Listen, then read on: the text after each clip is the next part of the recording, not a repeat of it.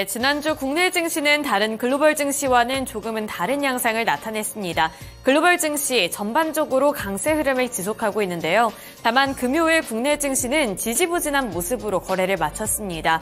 코스피 같은 경우에도 탄력이 둔화되는 모습으로 거래를 마쳤고 코스닥 같은 경우에도 결국에는 하락하며 거래를 마쳤는데요. 이렇게 좀 다른 증시에 비해서 부진한 가운데 거래 대금이 어떠한 종목들 쪽으로 쏠렸을지 코스피와 코스닥 함께 알아보도록 하겠습니다. 먼저 코스피 시장부터 살펴보시죠. 코스피 시장에서 거래 대금이 많이 몰렸던 5가지 종목군들입니다. 이번에도 삼성전자 그리고 SK하이닉스 같은 반도체 투톱이 올라와 있는데요. 여기서 눈에 띄는 상황은 삼성전자 같은 경우에는 0.27%로 소폭 내리며 73,000원 구간을 이탈했지만 SK하이닉스는 최근 들어서 강한 탄력을 지속하고 있다는 점입니다.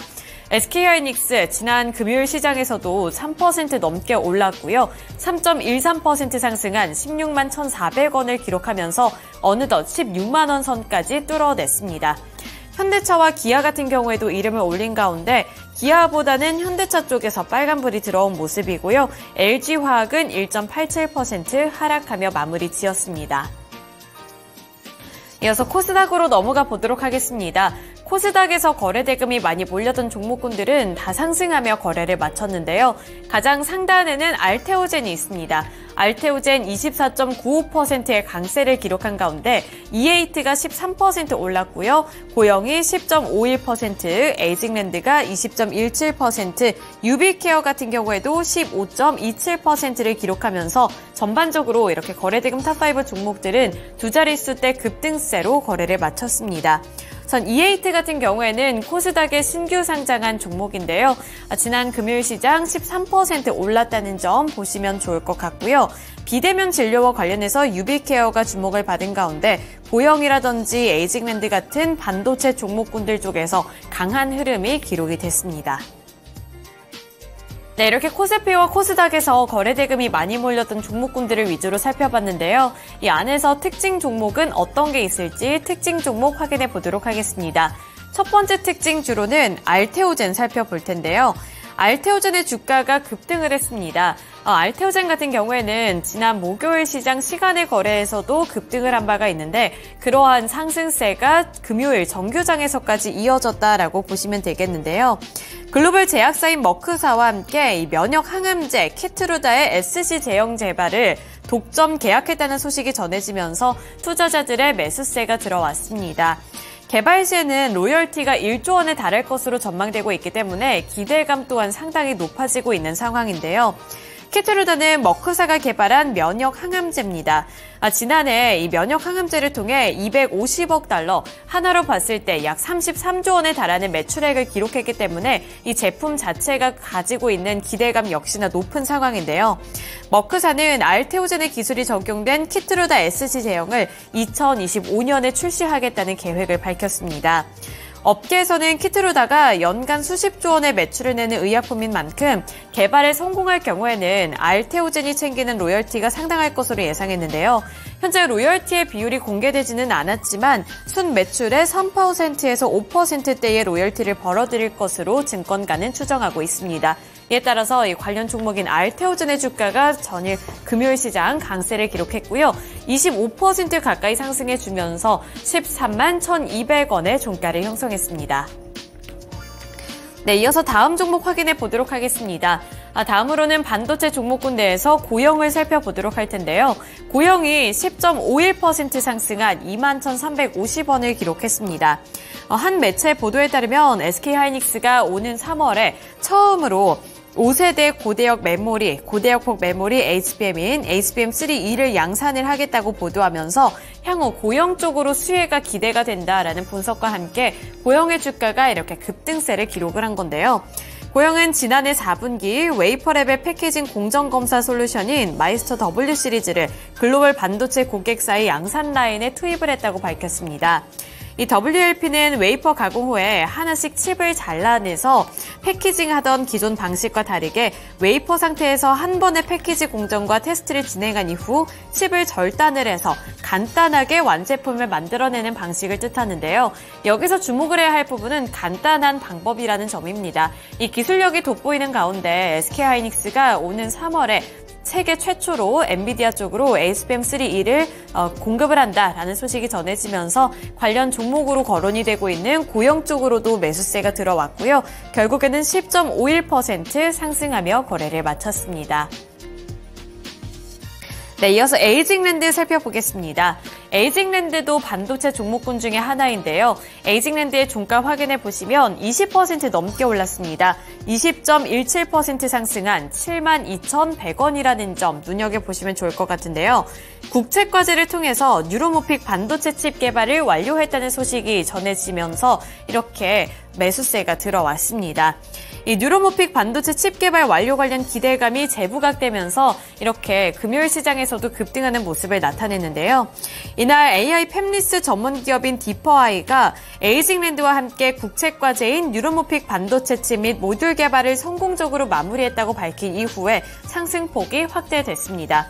이 뉴로모픽 반도체 칩은 쉽게 말해서 AI 기술이 적용된 차세대 반도체라고 보시면 될 것 같고요. 이 기술력이 최근 시장을 뜨겁게 달구고 있다는 점을 고려했을 때 이 종목이 왜 그렇게 투자자들의 관심을 많이 받는지 이해하기 쉬우실 것 같습니다. 다음으로는 유비케어 살펴보도록 하겠습니다. 유비케어 같은 종목도 지난 금요일 시장 15% 넘게 급등해줬고요. 15.27% 상승한 7,170원의 종가를 형성했습니다. 정부가 모든 의료기관에서 비대면 진료를 허용했는데요. 정부는 의료계 혼란을 막기 위해 한시적으로 이 비대면 진료를 전면적으로 확대하겠다고 밝혔습니다. 보건복지부 2차관은 모든 의료기관에서 시행할 계획이고 의사들의 집단행동이 종료될 때까지 적용하겠다고 밝혔는데요. 그동안 비대면 진료 대상이 아니었던 초진 환자와 이 병원급 이상 의료기관에서도 앞으로는 비대면 진료가 허용될 계획입니다. 그리고 의료 취약지가 아닌 곳에서도 평일에는 비대면 진료를 받을 수 있게 됨에 따라 이쪽 전면적으로 사용이 확대가 될 것이라는 기대감과 함께 수급이 유입됐다라고 보시면 되겠고요. 종가는 7,170원까지 올라섰습니다. 네, 이렇게 정규장에서 주목을 받았던 특징 종목들까지 함께 알아봤고요. 이어서 시간의 거래로 넘어가 보도록 하겠습니다. 먼저 시간의 거래에서 상승했던 종목군들 살펴보도록 할 텐데요. 가장 상단에는 코셈이 있고요. 9.98%로 시간의 상한가를 기록했습니다. 쇼박스도 9.9% 상승한 4,220원을 기록한 가운데 아래로 플레이디, 엔투텍, 애경케미칼 이러한 종목군들도 5%에서 7%대까지 상승폭을 확대해 나갔습니다. 이어서 하락했던 종목군들 살펴보도록 하겠습니다. 하락했던 종목군들 보시면 시그넥티스가 7% 넘게 빠졌고요. 또 아래로 잉그로드랩이 4.94% 하락, YC캠이 4.12% 하락, 에이징랜드가 4.02% 하락, 유비케어가 3.91%의 하락세로 거래를 마쳤습니다. 네, 이렇게 시간의 거래에서 상승했던 종목군들과 하락했던 종목군들 살펴봤고요. 이어서 특징 종목으로 넘어가 보겠습니다. 첫 번째 특징주로는 코셈을 살펴볼 텐데요. 코셈의 주가가 9.98%로 시간의 상한가를 기록하면서 28,100원의 종가를 형성했습니다. 코셈은 신규 상장한 종목인데요. 공모가는 16,000원이었습니다. 정규장에서도 상승을 하기는 했지만 결국에는 최근 코셈은 이 디노티시아와 함께 AI 기술을 적용한 전자현미경 개발 MOU를 체결을 했는데 이 한국투자증권에서는 코셈의 경쟁력 원천이 기술력에 있다라고 판단을 했습니다. 이렇게 기술력이 부각되는 상황에서 투자자들의 관심도도 함께 높아지고 있고요. 따라서 시간의 거래에서 다시 한번 상승해줬다는 점도 보셔야겠습니다. 네, 마지막 종목으로는 쇼박스 살펴보겠습니다. 쇼박스 같은 경우에도 9.9%로 시간의 상한가 기록했고요. 4,220원의 종가를 형성했습니다. 파묘가 이번에 개봉을 했는데 파묘의 흥행 기세가 상당히 높게 나타나고 있습니다. 이 파묘의 쇼박스가 제작과 배급을 맡았는데요. 파묘의 첫날 관객만 33만 명을 기록하면서 관객 1위를 기록을 했습니다. 최근에 흥행에 성공을 했었던 서울의 봄과 비교를 했을 때에도 서울의 봄을 넘어서는 기록을 나타내면서 흥행 기대감에 쇼박스의 주가가 시간의 거래에서 강세 흐름을 기록했습니다. 네, 이렇게 정규장에 이어서 시간의 거래에서 주목을 받았던 특징 종목들까지 함께 알아봤는데요. 이어서 미국 증시에서는 어떠한 특징 종목이 있었을지 미국 증시 특징 종목도 함께 알아보시죠.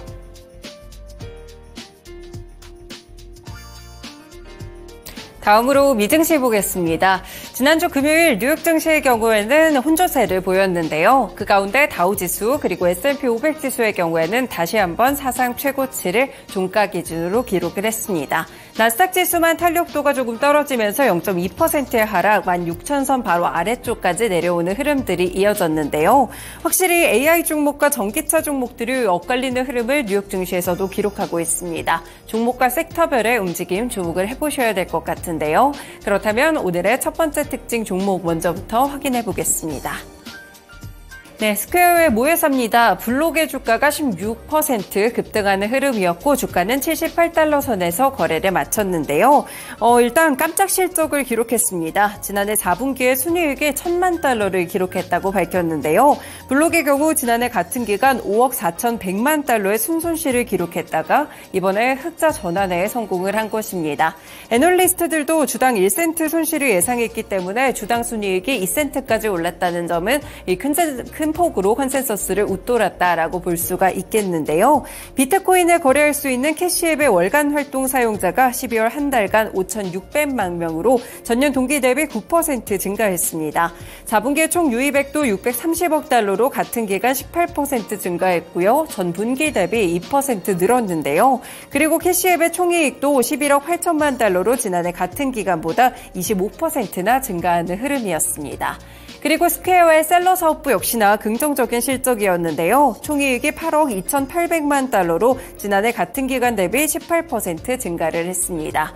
여기에 1분기 가이던스도 제시를 했는데 월가 예상치에 부합했다는 점에서 전반적으로 긍정적인 실적이 나왔고 그대로 주가에 반영되는 흐름들을 보였습니다.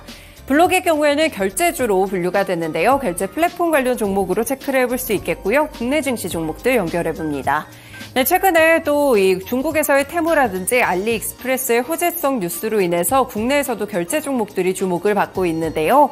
NHN, KCP, KG 이니시스, 카카오페이, 다날 같은 종목들 함께 확인해 보실 수 있겠습니다. 결제주들의 흐름 체크해 보시면서 과연 국내 종목들은 어떻게 실적들이 나올지 주가에는 반영이 될지 이런 부분들을 주로 체크해 두시면 될 것 같습니다. 네, 두 번째 특징주 보겠습니다. 사실 지난주 목요일에도 특징 종목으로서 리비안을 가져왔는데요. 이 지난주 금요일에도 결국에는 특징주가 됐습니다. 다시 한번 12% 급락세를 기록하면서 주가가 10달러 선이 위태로워지는 선까지 내려왔기 때문인데요. 지난주 목요일에도 13% 가까이 빠졌던 리비안 한 차례 더 밀렸습니다. 10% 감원 소식에 더불어 월가에서도 이번에 투자 의견을 크게 낮췄는데요. 특히나 UBS 측의 리포트를 보시면 리비안에 대한 투자 등급을 매도로 제시를 했습니다. 기존에는 매수 등급을 가졌었는데 이번에 두 번의 다운그레이드가 있었다라고 볼 수가 있겠는데요. 이렇게 한 번에 두 단계를 낮추는 다운그레이드는 좀 흔하지 않는 일이라고 볼 수 있겠습니다.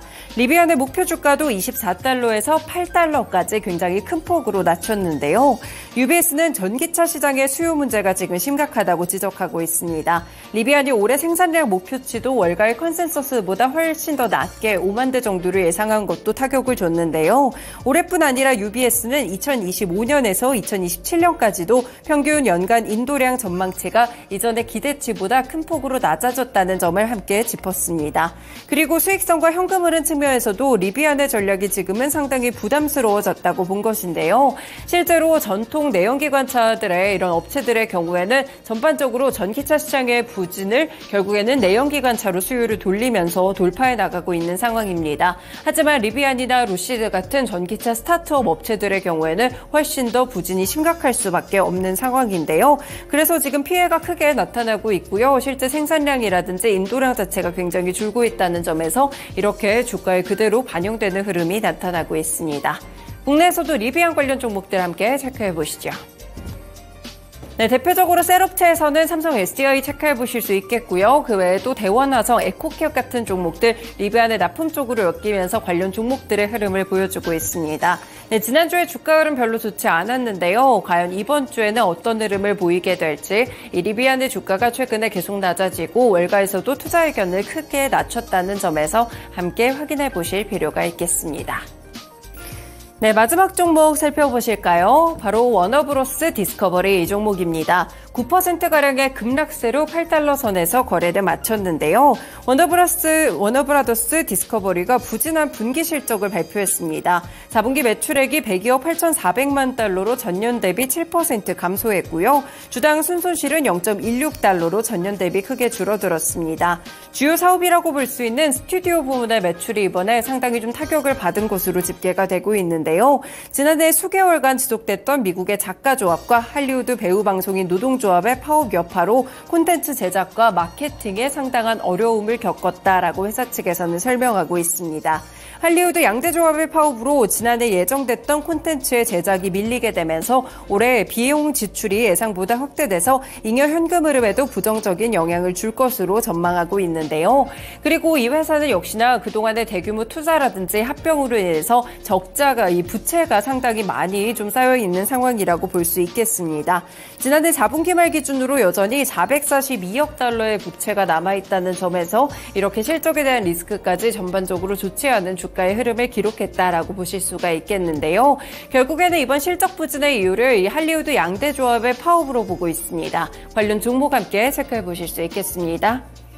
네, 국내에서도 CJ E&M이 관련돼서 그동안 적자, 좋지 않은 실적들을 기록을 했었던 이유가 바로 그런 부분에 있었습니다. 피프스 시즌을 또 자회사로 두고 있기 때문에 이 부분이 영향을 큰 폭으로 받았었는데요. 다만 이번에는 좀 실적적인 부분들이 조금씩 개선되고 있다라는 소식도 함께 들려오고 있습니다. CJ E&M 체크해 보실 수 있겠고요. 또 그리고 한 가지 더 더불어서 대원미디어 역시나 워너브라더스 디스커버리의 관련 종목으로서 묶이곤 합니다. 이 주가 흐름 함께 면밀하게 체크해 보실 수 있겠습니다. 네, 이렇게 지난주 금요일 미국 증시 흐름과 더불어 국내 증시 출발 전에 관련 종목들 함께 묶어드렸습니다. 지금까지 증권통투자 업데이트였습니다.